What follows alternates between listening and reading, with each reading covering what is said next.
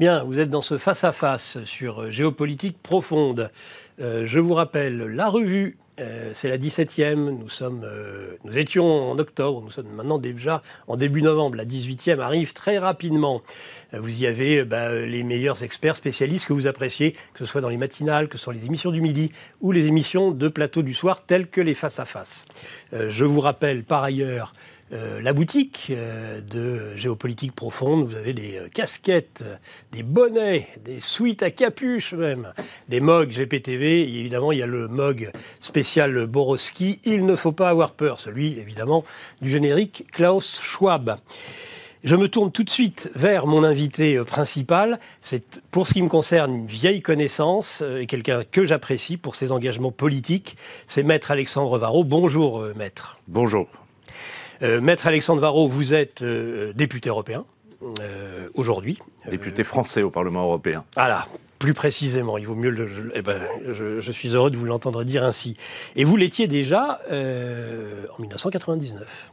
À l'époque où la liste de Charles Pasqua et de Philippe de Villiers était arrivée en tête des listes de droite, avait même dépassé, je crois qu'à l'époque ça s'appelait... La liste de Nicolas Sarkozy. Voilà, de Nicolas Sarkozy, qui avait au pied levé remplacé, je crois, Philippe Seguin. Exactement. C'est pourtant une affaire de souverainistes, tout ça. Et chez les souverainistes, eh bien, vous étiez un de ces députés, je crois plutôt de la tendance villiériste en ce qui vous concerne. Tout à fait. Voilà. À l'époque, on n'alternait pas un homme, une femme, on alternait un pasquoyen, un villiériste, voilà. Et j'ai été le dernier élu de la liste et j'ai eu la chance d'être le plus jeune élu à l'époque au Parlement européen. Voilà, une première expérience, mais je n'y suis pas depuis 1999. Ensuite, pendant 20 ans, j'ai repris une vie normale. Une activité d'avocat principalement. Le bonheur d'y retourner il y a quelques mois, à la suite de Jordan Bardella, qui m'a convié sur sa liste. Voilà, ce n'est pas une expérience... Le Parlement a assez peu changé. Ah oui ? Le monde, pas tant que ça.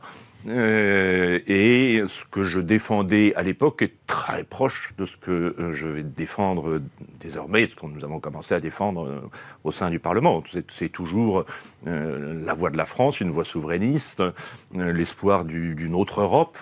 Alors nous ne prétendons pas au Frexit. Nous ne prétendons pas sortir de la monnaie. La créer était une mauvaise idée. En sortir serait une idée encore plus mauvaise. C'est notre position. Mais nous allons défendre les intérêts de la France au sein de l'Union et défendre une Union européenne qui soit, pour simplifier, plutôt à la carte qu'au menu. Et la possibilité de ne pas être embarqué dans toutes les mauvaises idées. Et puis celle de faire des alliances circonstancielles qui peuvent être... de bonne politique. Je reviens de Guyane, où j'étais la semaine dernière. Oui. On voit ce qui marche. Donc vous nous confirmez que ce n'est pas une île ? Oui, non, c'est l'Amérique du Sud. Non, mais je fais référence à l'énormité d'Emmanuel Macron sur le sujet. Et donc c'est bien l'Amérique du Sud, et on était en pleine forêt amazonienne, et on voit à Kourou ce qui marche quand la Commission européenne ne s'en occupe pas.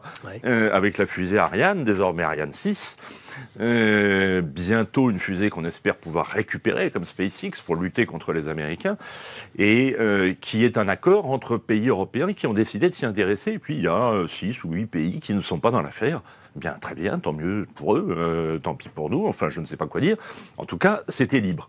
Est-ce que les accords avec ça se passe souvent comme ça. Est-ce que les accords avec l'Allemagne, en général, ce sont de bons accords ? Je pense au nucléaire, où par exemple, on ne peut pas dire que l'alliance entre la France et l'Allemagne soit quelque chose qui a permis le développement de la filière. Plus, ça serait même plutôt le contraire. C'est surtout d'une époque où nous reculons doucement et où Angela Merkel recule en courant.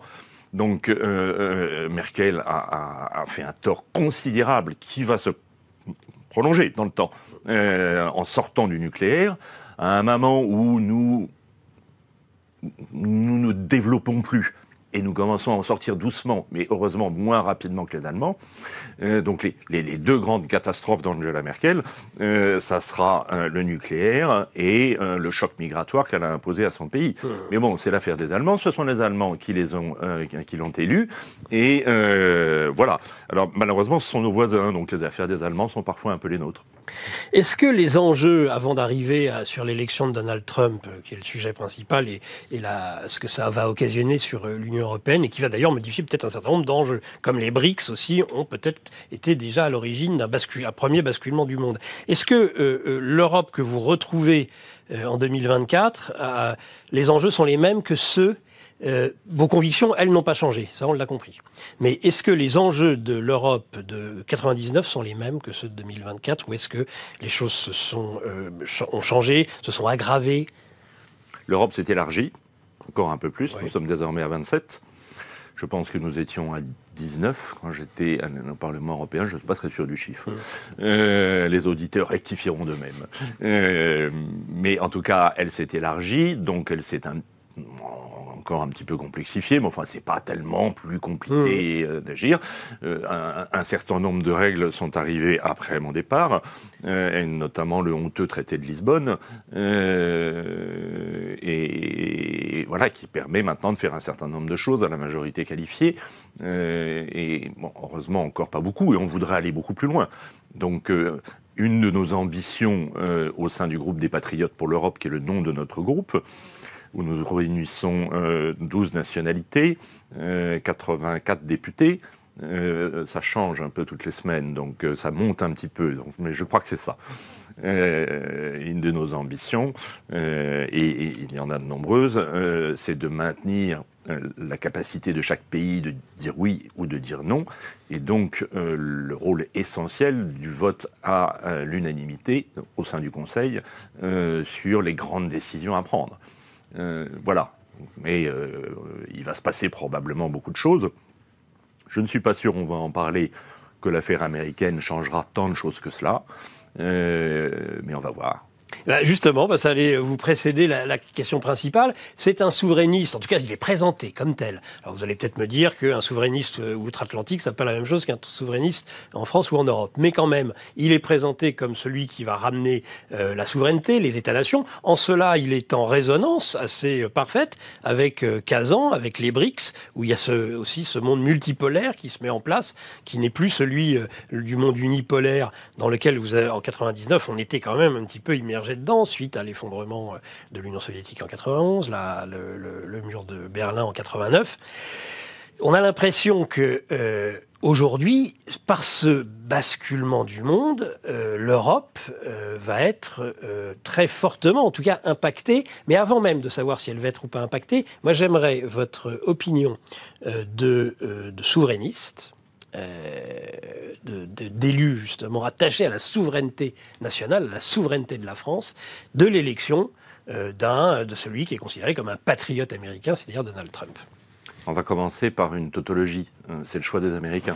Ça, c'est bien sûr. Donc, oui, mais c'est pas évident pour tout le monde, apparemment. Oui, alors, faut le respecter. Depuis que la maison de la radio est en PLS, on a l'impression que certains n'avaient pas compris que les Américains allaient décider et que ça n'allait pas se décider sur un certain nombre de plateaux de télévision en France, ou parce qu'on jetait des sorts et parfois ou également des injures, on allait régler les problèmes. Ouais. Donc c'est le choix des Américains.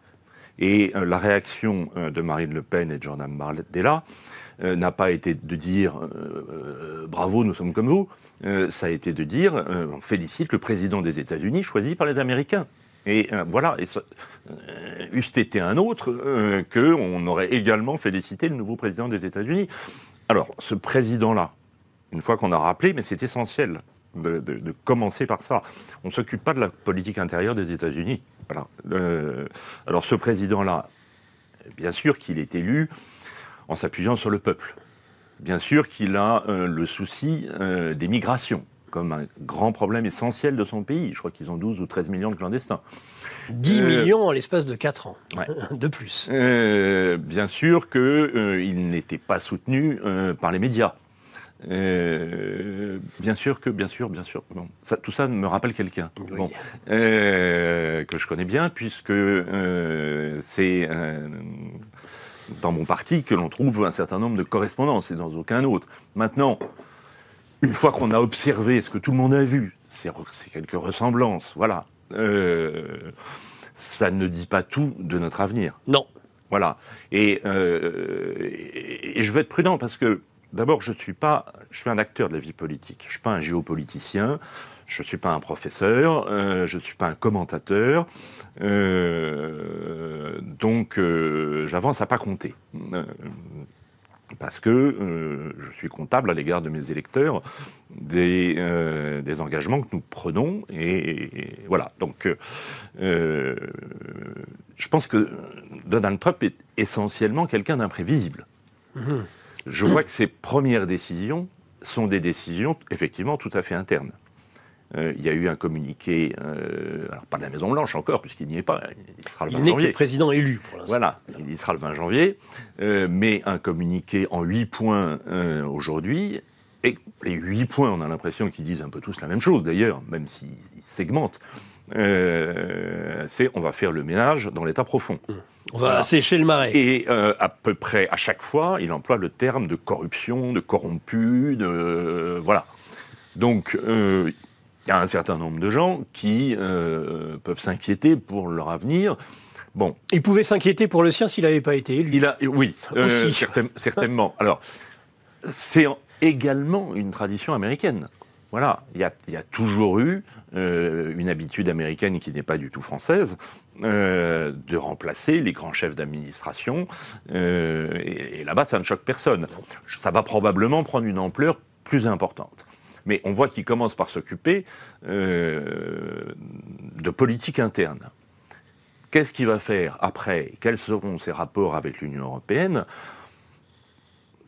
Tous les présidents américains ont été protectionnistes. En tout cas, ils étaient dans l'intérêt de leur pays. Il n'y a rien de très nouveau sous le soleil à cet égard. On parle de ça comme si on voyait arriver tout d'un coup un zébu au milieu d'un champ de moutons. La politique américaine a toujours été protectionniste pour ses intérêts et relativement dominatrice à l'égard du monde. Bon. Alors, après, on va rentrer dans le concret. Il sera peut-être un peu plus protectionniste que les autres, on va voir. Alors, il y a cet aspect protectionniste. Une simple question politique, et on reviendra tout de suite sur l'Europe. Lorsque vous dites « j'y vais à pas compter », certains commentateurs ont dit la victoire de Donald Trump aux États-Unis préfigure peut-être, ou même certains n'ont même pas mis le peut-être, préfigure la victoire en 2027 de Marine Le Pen à l'Élysée. Alors c'est vrai qu'on va certainement très vite en besogne. Et moi j'aimerais juste rappeler, peut-être un commentaire sur ce point, c'est que, et en effet je pense qu'il ne faut pas aller trop vite en besogne, même si ça peut être apparaître comme souhaitable pour certains, c'est qu'en 2016, Trump est élu. En 2016, c'est le Brexit. Et en 2017, on a Macron. C'est-à-dire tout à fait l'inverse de ce que, d'ailleurs, j'espérais. À l'époque, je m'en souviens très bien, parce que si je suis journaliste, ça ne m'empêche pas d'être engagé, où je m'étais dit, on a eu en 2016 le raz-de-marée américain et le Brexit, et en 2017, on aura la vague bleu marine. Ça n'a pas été le cas. Et d'ailleurs, est-ce que vous avez une explication, une interprétation par rapport à cela? Qu'est-ce qui fait que l'essai en Europe pourrait être transformé et que cette espèce de vague de fond qui vient d'outre-Atlantique pourrait bénéficier demain à des mouvements patriotes? Il y a l'AfD en Allemagne, il y a le FPO en Autriche, il y a une multitude, il y a eu Mélanie, enfin il y a tous ces pays européens où d'évidence le patriotisme et une certaine forme de nationalisme est en train de l'emporter ou gagne du terrain. Est-ce que ce sera demain le cas en France? Alors, vous avez raison, la vague de fond, elle ne vient pas des États-Unis. Elle n'est pas arrivée il y a quelques jours avec l'élection de Trump. Il y a, d'une manière générale, un réveil des pays, un souci de la nation, un désir de protection, une révolte contre la submersion migratoire, qui est un des arguments essentiels et communs à tous ces pays. Voilà, et tout ça, ça existe en Hongrie, ça existe en Italie, ça existe chez nous, ça existe en Autriche, ça existe en Espagne, représenté par nos camarades de Vox. On n'a pas attendu les Américains pour se dire qu'il fallait s'occuper de ça. Donc c'est un mouvement profond, long. Il y a certainement des points communs, il y a d'évidents points communs avec ce qui s'est passé aux États-Unis. Il y a des pays où ça va vite, des pays où ça va moins vite. Nous, notre souhait, c'est qu'en 2027, nous arrivions au pouvoir pour nous aussi, mais pas à l'exemple de Donald Trump. En quelque sorte, c'est plutôt lui qui prendrait exemple sur nous. On était bien avant lui sur le terrain de ces idées-là. Donc, qu'on puisse effectivement s'occuper des Français, qu'on puisse s'occuper de la question d'immigration, qu'on puisse s'occuper du pouvoir d'achat, qui est un problème souci qu'on partage et qui a joué dans l'élection de Trump. Les Américains ayant le sentiment, au moins, qu'ils avaient perdu du pouvoir d'achat. Tout ça, ça fait partie de nos thèmes de campagne. Il y en aura d'autres. Et on va se battre pour ça. Et je vois, comme député au Parlement européen, que ce mouvement des peuples, eh ben, il existe dans toute l'Union. Il existe dans toute l'Union. Il est plus ou moins fort selon les pays. On voit des avancées. On a vu malheureusement récemment en Pologne M. Turk remplacer quelqu'un qui était beaucoup plus proche de nous. Mais même si la Pologne était un pays très atlantiste, ce que nous ne partageons pas, nous sommes sur des chemins qui peut-être se ressemblent, mais avec de grandes différences, et nous n'en restons pas moins avec les États-Unis, certainement pas des adversaires, mais en tout cas des concurrents. Et dans une concurrence qui restera rude. Voilà, concurrence économique. J'évoquais tout à l'heure mon voyage à Kourou, Arianespace et SpaceX, ça va être frontal. Et ce sont des enjeux, on parle de géopolitique ici, ce sont des enjeux majeurs, parce que celui qui tient l'espace tient la communication, et que toutes les guerres commencent par la communication. Si on est demain dépendant du GPS américain, on ne va pas aller loin, parce qu'ils vont nous couper les canaux tout de suite. Donc on a absolument besoin de pouvoir lancer nous-mêmes nos propres satellites. Et voilà. Or, si M. Elon Musk, qui a l'air d'être quelqu'un d'assez génial par ailleurs, ses talents de communicant et d'homme d'affaires sont incontestables. Un génie, d'accord. Si il a contribué à ce point au Super PAC, c'est pas uniquement par conviction politique, c'est aussi que ses affaires sont largement dépendantes des commandes de la NASA, de l'État américain, du Pentagone, qui, dit-on, surpaye chacun des voyages pour lui permettre de continuer son développement, etc. Donc, confrontation sur ce terrain-là, qui est un point, mais un point important. La guerre de l'énergie. La guerre de l'énergie, enfin, mais toutes les guerres, la guerre des avions. Pour le moment, Dieu soit loué. Dieu soit loué, on doit aux bêtises de Boeing et à la compétence d'Airbus la possibilité de prendre de l'avance assez largement. Voilà, ils vont mettre un paquet d'années avant de se rattraper s'ils se rattrapent. Donc voilà, mais ça va être brutal. Dans quelles conditions est-ce que on va faire obstacle? Quels seront les droits opposés pour les exportations des Airbus sur le sol américain? Comment vont-ils se comporter avec le dollar qui, quand même, les États-Unis, c'est le dollar et l'OTAN. C'est la puissance militaire et c'est la puissance financière. Mais justement, sur l'OTAN, est-ce qu'il n'y a quand même pas un espoir? Je ne pense pas que vous soyez quelqu'un qui est particulièrement favorable à l'intégration de la France dans l'OTAN. Est-ce qu'on ne peut pas voir d'un bon œil ce que le désinvestissement probable de l'Amérique, de Trump, vis-à-vis de l'OTAN, qui permettra peut-être à l'Europe de respirer un peu mieux? Alors, par rapport à la tutelle américaine de l'OTAN. La position du Rassemblement national, elle est claire à cet égard. Il ne s'agit pas de sortir de l'OTAN, mais de sortir du commandement intégré de l'OTAN. Oui, bah ça pour revenir à la position antérieure. Revenir à la position ante-Nicolas Sarkozy. De Gaulle était... avec un codicile à cette position, qu'on n'en sort pas en temps de guerre, et que si la France n'est pas en guerre, elle est de facto... en train de soutenir financièrement un pays qui, lui, est en guerre et qui est aux portes de l'Europe, l'Ukraine. Donc, on considère que ce n'est pas le moment d'en sortir, mais que quand, ce que nous espérons, la paix sera revenue sur cette région du globe, il sera temps, si nous sommes au pouvoir, de sortir du commandement intégré de l'OTAN. Après, que vont faire les Américains Trump s'est montré quand même toujours extrêmement surprenant dans ses choix. Donc je ne suis pas sûr. C'est un tel instrument de puissance pour eux, l'OTAN. C'est vrai. Voilà. Ça leur permet... Alors, moi, à mon avis, mais là, je m'avance au-delà de mes responsabilités politiques, c'est qu'ils cherchent à faire peur au pays en montrant ses muscles et en disant « Moi, si vous ne mettez pas plus d'argent, je vais me retirer parce que je ne paye pas pour vous. Je ne suis pas là pour défendre des pays qui devraient mettre 2% de leur budget et qui ne mettent que 5%. » Mais dans le fond, c'est... pourquoi se priver de cet avantage? Pourquoi se priver d'un OTAN qu'il dirige? Voilà, et qui lui donne une puissance mondiale.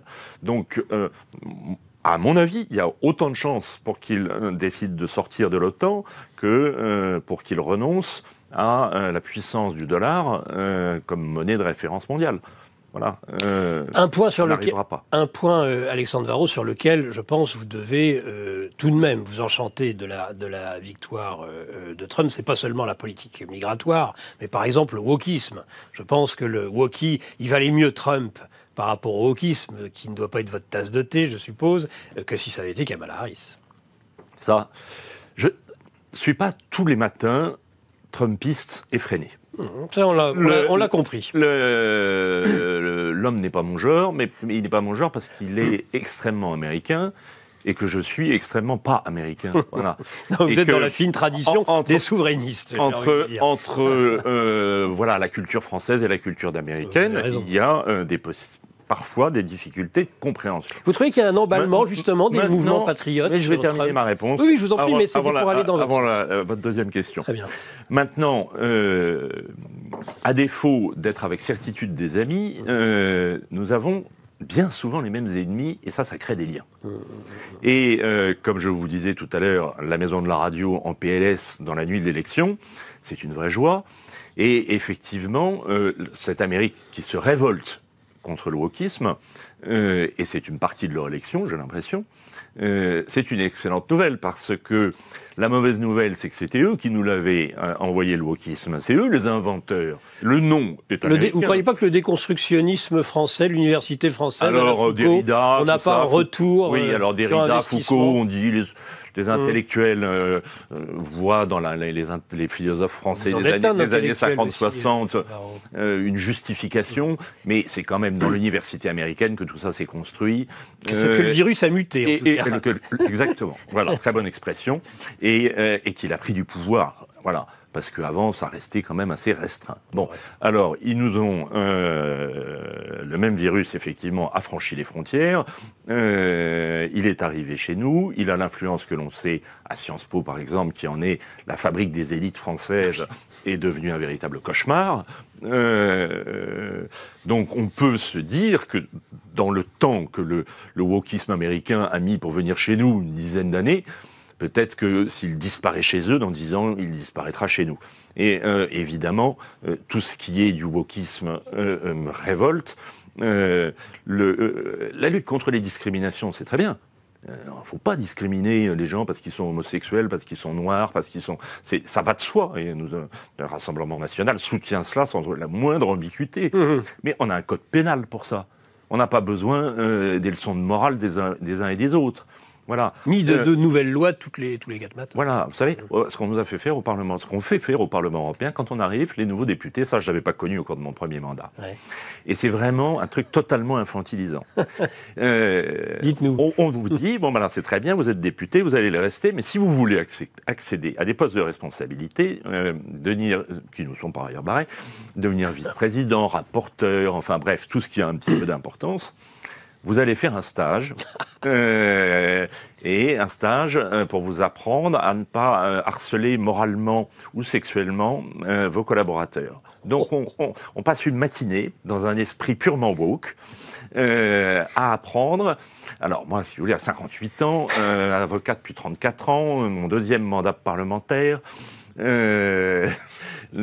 qu'on m'enferme dans une pièce avec une psychologue de 24 ans qui m'explique qu'il ne faut pas que je mette la main aux fesses à mes assistants parlementaires, c'était honteux. Voilà. Donc le wokisme, il est actuellement puissant.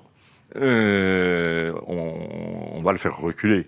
C'est bien notre intention. Donc le Rassemblement national travaille beaucoup intellectuellement là-dessus. Il est puissant le wokisme au sein des institutions européennes. Ah oui. Oui, il est puissant parce que je pense que sur l'ensemble de l'Union européenne, il est peut-être encore plus puissant qu'il ne l'est en France. Il est partout présent. Et les pays du Nord et puis l'Allemagne, le mal est partout, à des degrés divers. Mais les pays du Nord sont gravement contaminés. Voilà. Mais la révolte gronde et on s'en sortira. Et on continuera à ne pas discriminer les gens, puisque évidemment il ne faut pas le faire. Mais on cessera de se faire la leçon sur tous les sujets. Une sorte de temps de rééducation, ni plus ni moins. Oui, oui, c'était vraiment de la rééducation. C'est un très maoïste comme comportement. Mais je me sens mieux depuis. Ah bah voilà. Vous êtes mieux déconstruit. Je suis déconstruit et si elle nous écoute, je lance un appel à Sandrine Rousseau. On peut se parler gentiment désormais. Et elle peut parler. Éventuellement, il faudrait que les députés nationaux du Rassemblement national aillent faire peut-être le même stage, parce que quand on voit l'ambiance détestable qui peut exister à l'Assemblée justement entre ces groupes, enfin du fait d'ailleurs souvent du NFP, on croit rêver. Oui, elle n'est pas bien meilleure chez nous. Hein.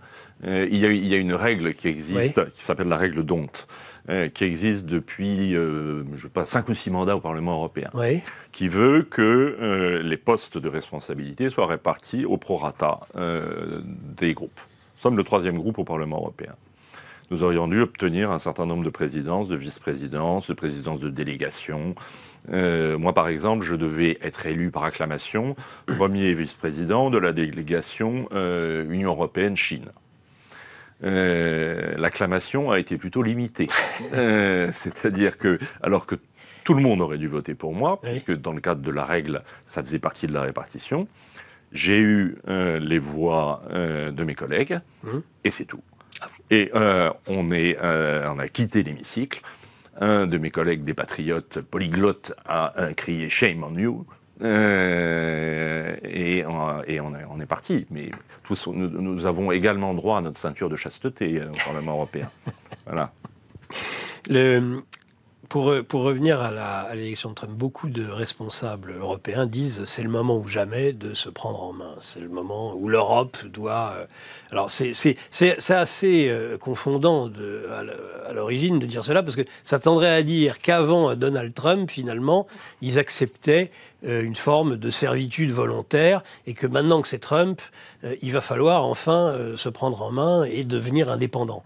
Qu'est-ce que vous en pensez ? Je me méfie de savoir si ces gens-là ne sont pas en train de faire du judo. C'est-à-dire d'utiliser la force de l'adversaire pour triompher. Bah oui. C'est-à-dire de dire « Oh là là, il y a le grand méchant Trump qui est aux portes de l'Europe et qui va nous manger tout cru. Donc il faut plus d'Europe, plus de fédéralisme. » Toujours, vous connaissez ça depuis le temps. Donc c'est la roue à cran qui est en route depuis si longtemps. Dans une Union européenne où on sait d'ailleurs le rôle que les États-Unis ont joué dans sa fondation même. Donc je redoute que ce soit le prétexte à davantage d'intégration. Alors, l'Europe, elle n'est pas toujours mauvaise. Et puis, il y a un certain nombre d'accords qu'on ne peut pas défaire en claquant des doigts comme ça.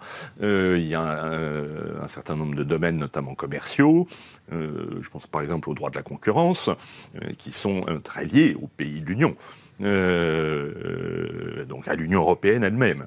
Donc la concurrence, ça va être un sacré sujet avec les Américains. Il y a les accords du GATT, il y a plein... Voilà. Et parfois, ça se passe même ailleurs, l'OMC, voilà. Bon. Donc, il va y avoir un match économique. Bon, il n'est pas nouveau. Il n'est pas nouveau. Est-ce qu'il sera un peu plus rude que d'habitude ? Peut-être. Bon. Alors, notre président de la République, hier, a dit cessons d'être des herbivores, sinon on va se faire dévorer par les carnivores. Bon, soyons omnivores. Il a oublié que l'animal le plus puissant de la Terre était herbivore, hein, c'est l'éléphant. Et qu'on est bien désolé... il a de la mémoire en plus. Que le président de la République, qui est au pouvoir depuis 10 ans, hein, avant ministre de l'économie, avant secrétaire général adjoint de l'Élysée, etc., découvre maintenant que les Américains ne vivent pas dans le monde des bisounours et qu'ils ont tout à fait l'intention d'imposer la puissance des États-Unis. Et ils le font on est devenu, Arnaud Montebourg disait très justement ce matin que nous sommes la colonie numérique des États-Unis. Et l'expression est très heureuse. Et d'ailleurs Arnaud Montebourg, qui est un souverainiste de gauche, oui. Voilà, Chevènement sort de ce corps, et qui a écrit plusieurs fois récemment des articles que j'aurais pu signer sans difficulté. Donc nous avons des points communs et de fortes divergences. Mais quand il dit que nous sommes la colonie numérique des États-Unis, voilà le sujet dont l'Europe pourrait se saisir. Oui. Les GAFAM, ensemble, leur capitalisation pèse les 2/3 du PIB européen. Alors, un professeur d'économie dirait, comparer les capitalisations de société avec un PIB, c'est pas très orthodoxe. Ça donne une idée de la puissance quand même, hein, parce qu'il n'y a pas de capitalisation des États, donc on emploie le PIB. La puissance des GAFAM, c'est les principales GAFAM, c'est la puissance de la France.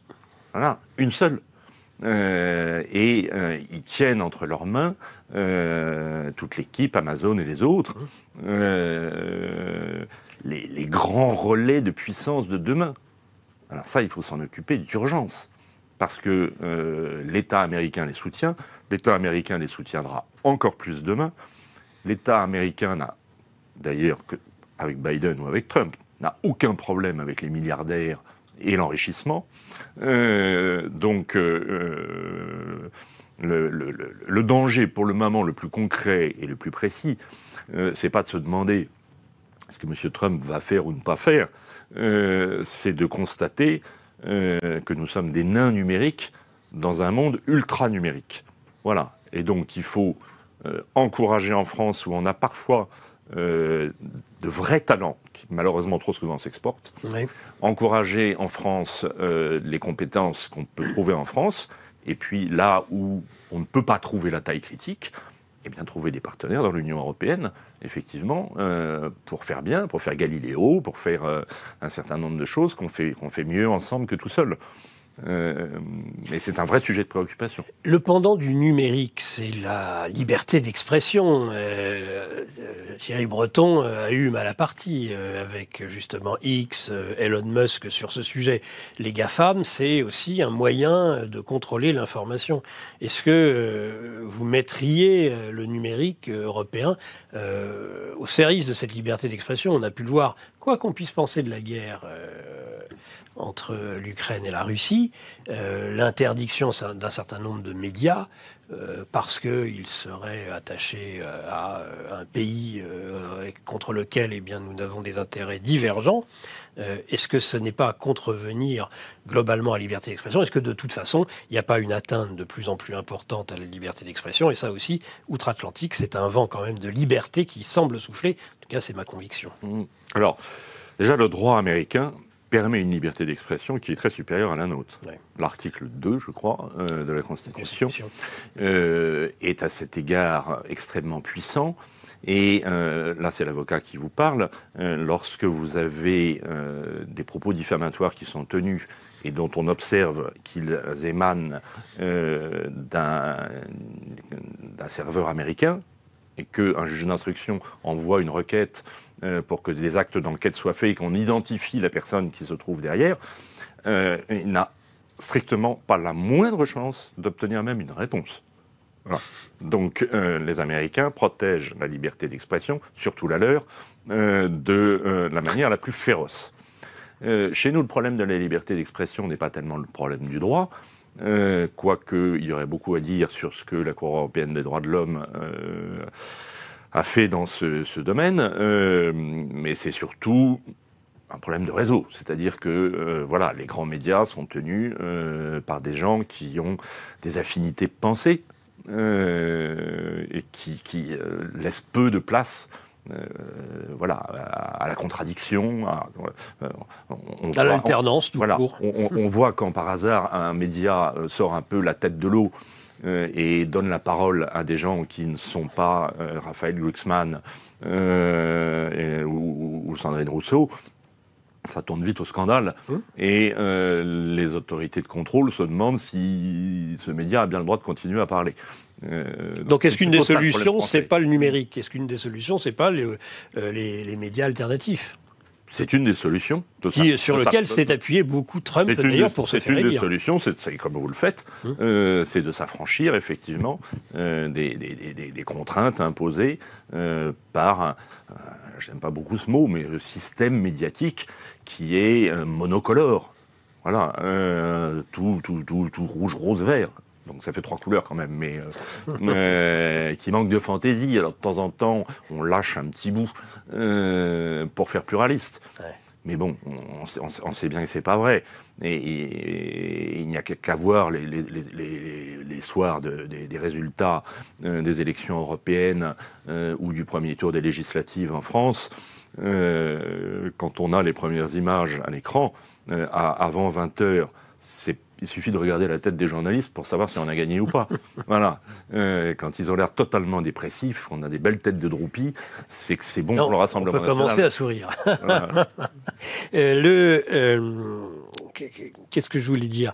Quand vous avez été élu en 1999, le RPF s'appelait RPF-IE, Rassemblement pour la France et l'indépendance de l'Europe.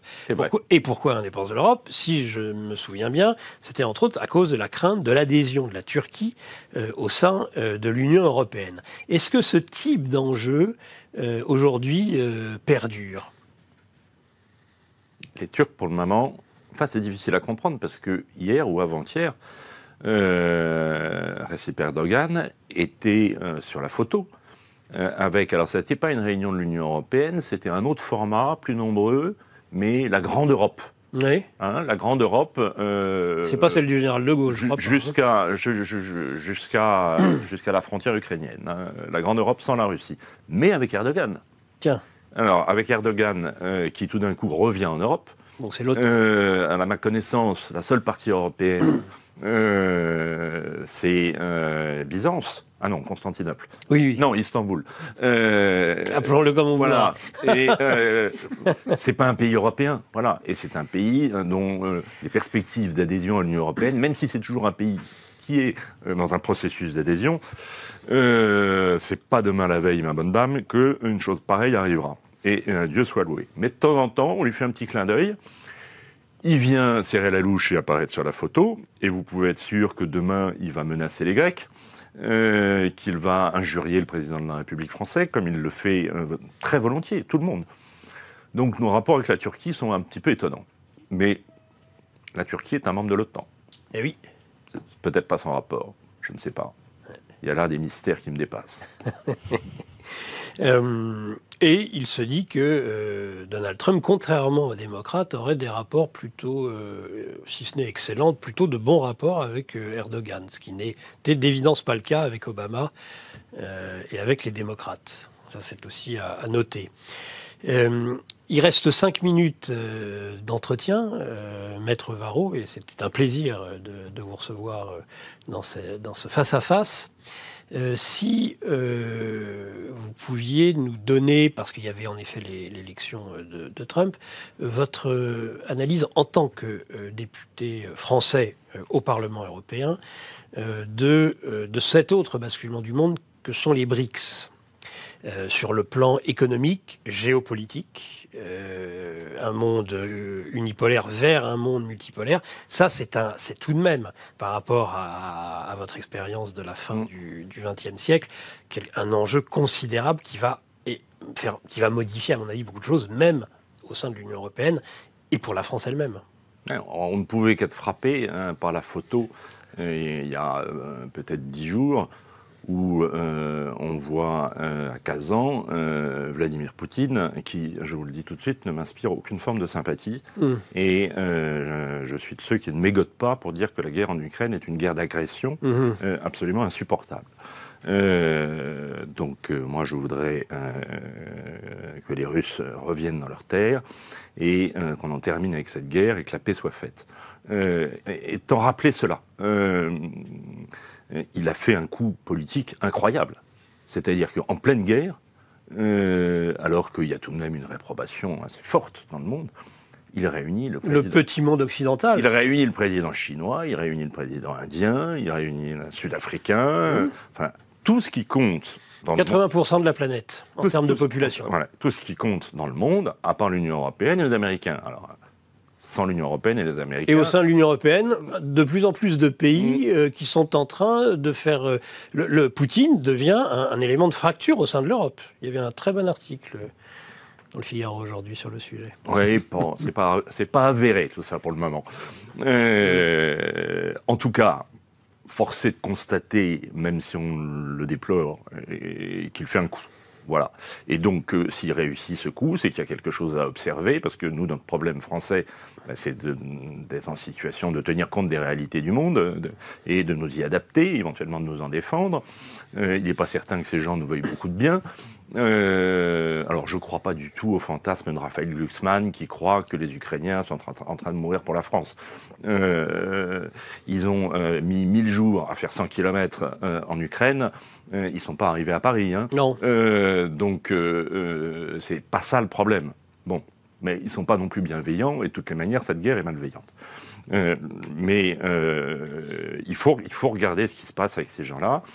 Il y a une vieille tradition, effectivement, gaullienne, de multilatéralisme la Grande Europe. Pour échapper de l'Atlantique à l'Oural, à l'influence unique des États-Unis.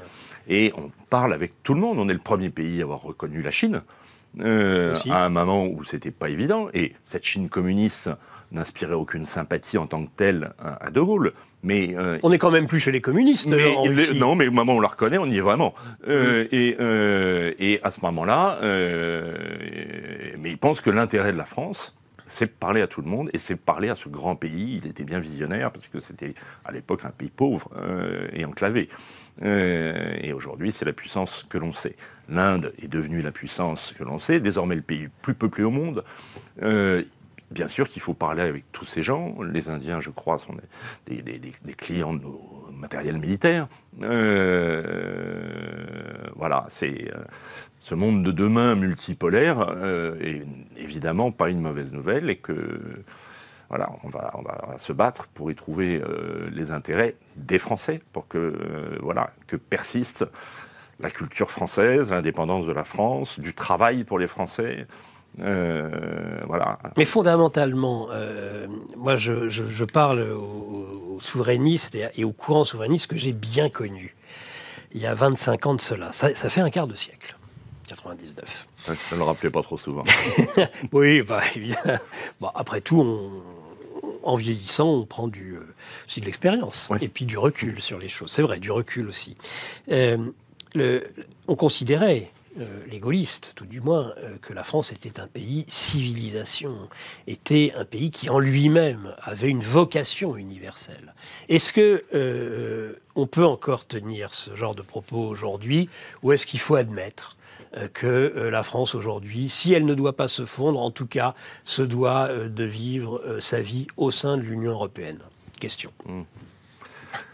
Il y a une phrase dont j'ai oublié les termes exacts, mais où De Gaulle dit que la liberté du monde a toujours été liée depuis 20 siècles à la grandeur de la France. C'est plus ou moins ça. Elle est écrite sur la statue en bronze de De Gaulle qui, en bas des Champs-Élysées, regarde vers l'Élysée.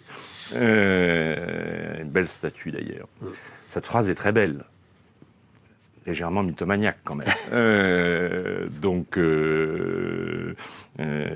Bien sûr, l'indépendance de la France, une indépendance qui peut être appuyée au gré de ses intérêts, et c'est notre boussole. Moi, comme député, j'ai un seul patron, ce sont mes électeurs.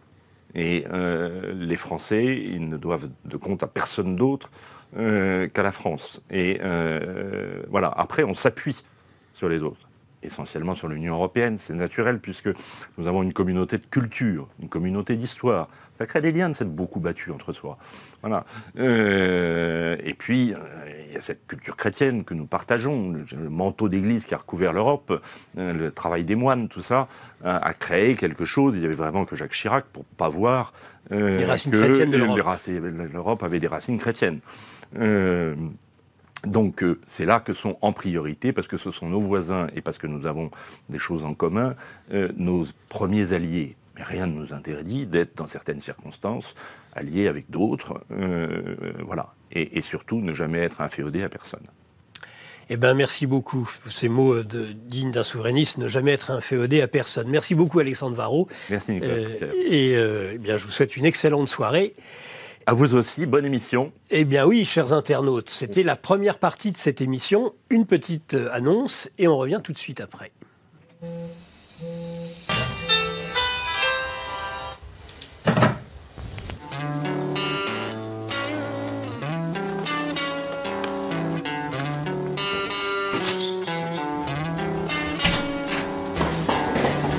Malgré la routine de la vie quotidienne, on peut trouver un autre univers dans la lecture. Un livre est une amitié, comme disait Proust. Il nous accompagne partout et nous transporte plus loin que nous pouvions espérer. Ça semble un peu cliché dit comme ça, mais oui, la lecture change la vie. C'est pourquoi avec Géopolitique Profonde, on vous propose notre revue mensuelle. En plus d'avoir les meilleures expertises sur les sujets essentiels de notre société, il y a aussi des solutions financières pour s'émanciper du système. On essaie de changer la vie de ceux qui nous lisent, intellectuellement comme matériellement. Quand les intérêts rencontrent la sympathie, c'est souvent une nouvelle amitié qui commence. Car on n'est pas là pour vous raconter des histoires, mais pour vous aider à écrire la vôtre.